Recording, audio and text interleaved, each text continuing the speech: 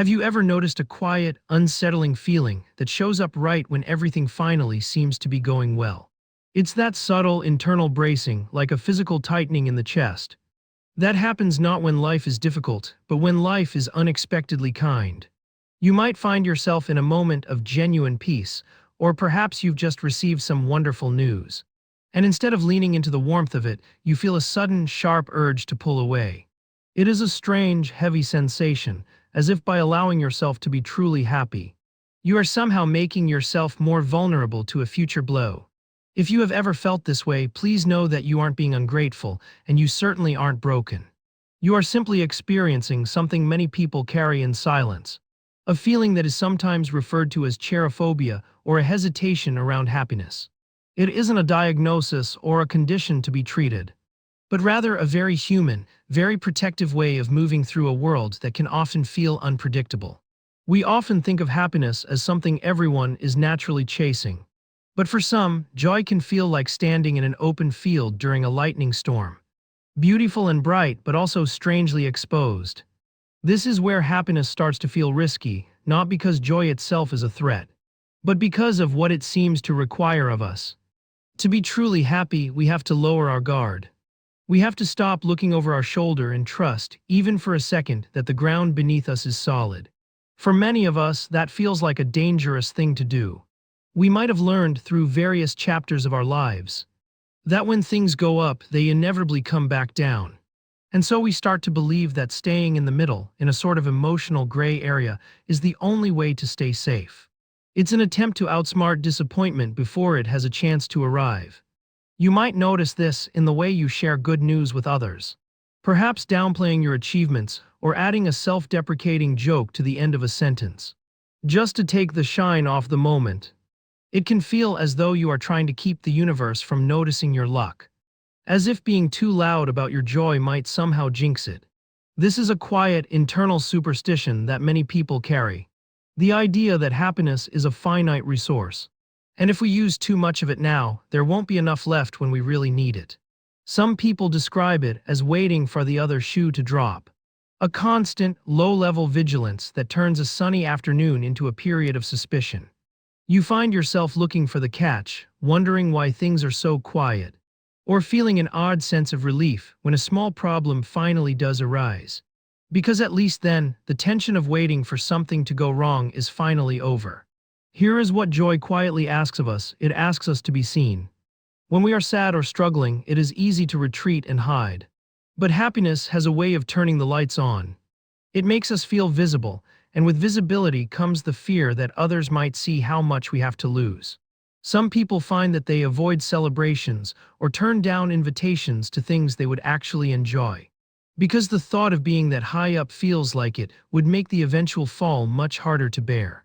It's a way of managing the stakes of our own lives. We tell ourselves that if we don't let the joy in too deeply, it won't hurt as much when it leaves. It is a protective instinct, a way the mind tries to shield us from the sting of past disappointments that we haven't forgotten. We might remember times when we were truly happy, only to have that feeling interrupted by a sudden loss or a difficult change. And our brains, in their infinite desire to keep us safe, start to associate the joy with the pain that followed. Over time, we stop seeing the joy as the gift and start seeing it as the warning sign. This doesn't mean you don't want to be happy. It actually means that you value happiness so much that you are terrified of losing it again. It is proof of how much you care about the beauty in your life. Even if that care shows up as hesitation, you might notice a sense of guilt that comes with this feeling, as if you are being negative or pessimistic. But it helps to see it instead as a form of emotional armor. Many people find that they stay in the familiar territory of okay or fine because wonderful feels too heavy to carry. When we are just doing okay, we are prepared for anything. When we are happy, we feel as though we have dropped our shield. Some people describe a feeling of being a jinx, believing that their own happiness is somehow tied to the misfortune of others, or that they don't quite deserve the peace they've found. This can lead to a habit of self-sabotage, where we unconsciously create a small problem or pick a minor argument, just to disrupt the calm because the calm has become more stressful than the chaos. It's a strange paradox, finding comfort in the struggle because we know how to handle the struggle, whereas we haven't quite learned how to trust the stillness. Happiness can feel exposing because when you allow yourself to care deeply about a moment, you are also acknowledging that that moment is temporary. Everything in life has a rhythm, a beginning, and an ending. And for someone who feels this hesitation, the ending is all they can see. This is why some people find themselves bracing during happy times, as if they are physically trying to hold back the clock. They might feel a sense of pressure to make the most of it, which only adds more stress to what should be a relaxing experience. Instead of simply being in the moment, they are evaluating it, measuring it, and worrying about its expiration date. This isn't a sign of a negative personality, but rather an expression of a deep, perhaps even ancient, desire for stability. We are trying to protect our future selves from a heartbreak we haven't even encountered yet.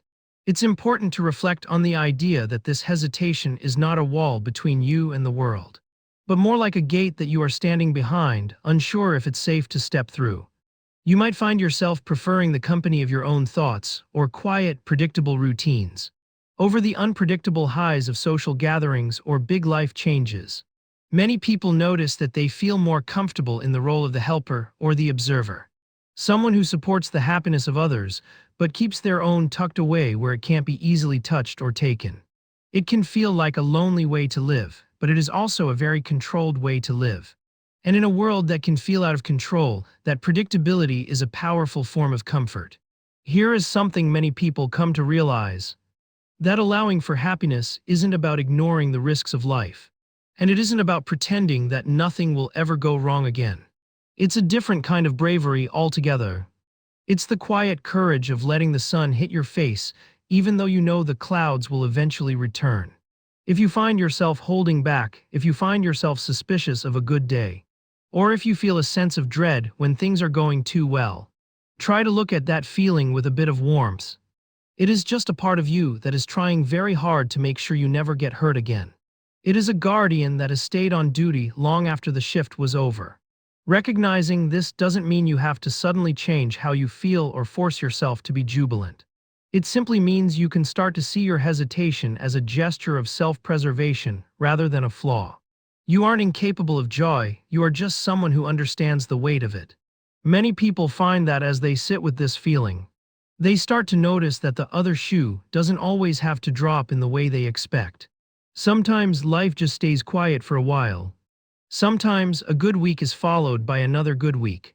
And even when the difficult moments do return, as they inevitably do for everyone, they find that the joy they allowed themselves to feel didn't actually make the difficulty any harder. If anything, those small pockets of peace act as a reservoir, a place to look back on when things feel heavy again. The fear of happiness is often a fear of the vacuum that joy leaves behind when it goes.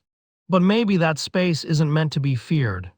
Maybe it's just the natural breath of life, the inhale and the exhale. You are allowed to take up space in the happy moments. You are allowed to let your guard down, even if it's only for the length of a single deep breath. You don't have to earn your joy, and you don't have to pay for it later with suffering. It isn't a debt you are incurring, it's just a part of the landscape. As we come to the end of this reflection, remember that your caution is not a weakness. It is a sign of how deeply you feel and how much you value the peace you've worked so hard to find. Let yourself be happy isn't about being naive or ignoring the reality of the world. It's about trusting the moment enough to let it happen without needing to know what comes next. It's about realizing that you are strong enough to handle the changes, which means you are also strong enough to handle the goodness. You don't have to be perfect at this. You don't have to stop feeling the hesitation entirely. You can simply notice it, thank it for trying to protect you. And then, if you feel ready, take one small step into the light of a good moment. You deserve to be there just as much as anyone else. Trusting the quiet is a practice, and it's one you can take at your own pace, with all the compassion in the world for the part of you that is still learning how to feel safe in the sun. If this reflection resonated with you, feel free to like, comment, and subscribe. Thanks for being here.